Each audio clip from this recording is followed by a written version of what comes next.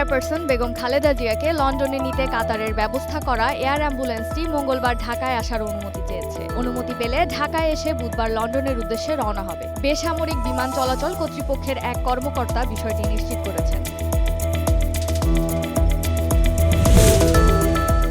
খালেদা জিয়ার চিকিৎসা সংক্রান্ত তার পরিবারের সকল অনুরোধ সরকার পূরণ করছে বলে জানিয়েছেন প্রধান উপদেষ্টার প্রেস সচিব শফিকুল আলম। শনিবার ফেসবুক পোস্টে তিনি লেখেন, তার সুস্থতার জন্য সরকার দেশবাসীকে প্রার্থনা অব্যাহত রাখার অনুরোধ জানিয়েছে।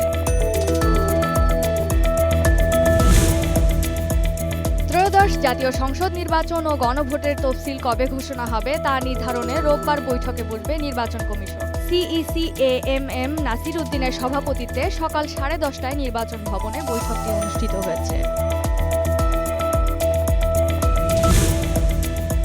কুড়িগ্রামে ঘন কুয়াশা ও কনকনে ঠান্ডায় জনজীবন স্থবির। দুর্ভোগে পড়েছেন খেটে খাওয়া মানুষ। ঠান্ডাজনিত রোগে আক্রান্ত হচ্ছে শিশু ও বৃদ্ধরা। রোববার জেলার সর্বনিম্ন তাপমাত্রা রেকর্ড করা হয়েছে 12.5 ডিগ্রি সেলসিয়াস।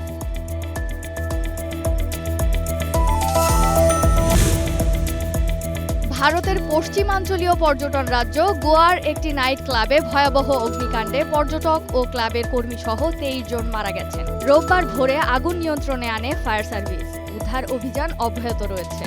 দুর্ঘটনার কারণ অনুসন্ধানে তদন্ত শুরু হয়েছে।